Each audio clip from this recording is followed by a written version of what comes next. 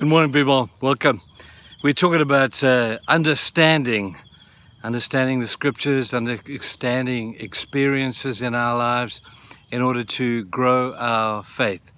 Now, Thomas was a man of both, but there was one thing that topped it all. There's no substitute for a direct intervention from God Himself, where divine revelation helps us incredibly with understanding. Don't you just love it? That night that Thomas met with his disciples and they had heard and many had seen Jesus, and now we have Thomas saying, yep, you guys have all had that experience. I haven't seen him, and I'm not going to believe until I put my fingers in his hands and my fist into his side, and I'm not going to believe it until I see it. Some people can believe before seeing, but some people need to see before they believe. And that's kind of like what Thomas was. He was in that boat. Don't knock him. I think many of us are in the same place.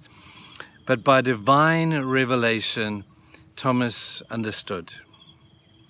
God came that night. Jesus appeared to him. And Thomas, I'm going to meet you, he said, where you're at. And I'm going to show you. Thomas, here's my hands. Stick your fingers in my hands.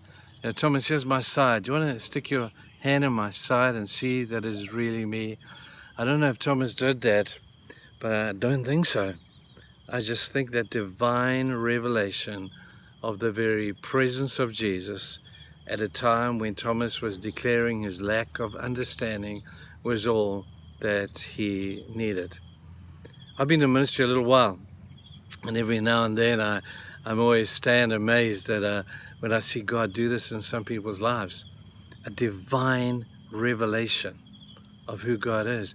I just wish He'd do it for everybody, because it turns everything upside down and all around and turns people to move in a completely different direction. The Apostle Paul had a divine revelation, turned him around literally. One day he's going this way, next day he's going that way.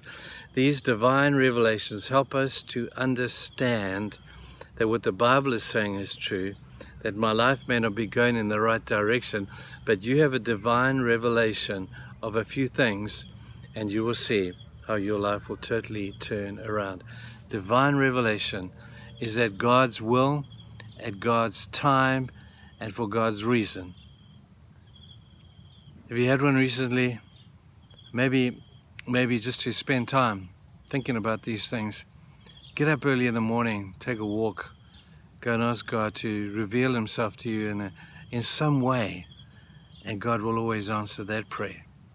There's no substitute for a divine revelation of who God is to help you to understand that He is who He is, that He is risen, that He is the Lord. He's always done that. Think of the children of Israel, how many divine revelations they had, and even with the divine revelations of the fire at night and the cloud during the day, and the Red Sea being opened and bitter water turning sweet. There's no guarantee that even a divine revelation is going to make any difference, because our hearts get hardened so quickly.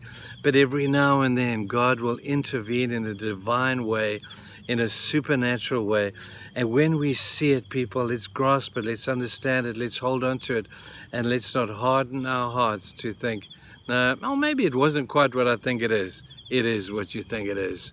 God is trying to get your attention, and if He has to use the divine revelation, very often He will do that to get your attention. Hold on to it. Believe, and understand that hearing comes from the Word of God, but every now and then God just says, man, watch this, and a divine intervention will happen. Just had one recently. A guy in the church has been his wife has been battling with ill health, and God just did a great intervention on their behalf, and that guy has become a great follower of Jesus. He had all the head knowledge, he had all the supposed good intentions, but he didn't have understanding until God divinely revealed Himself to this guy. That's awesome. What a great story he has to tell. Let's hold on to those things and trust God for the divine. Cheers, guys. Have a fantastic day. Bye.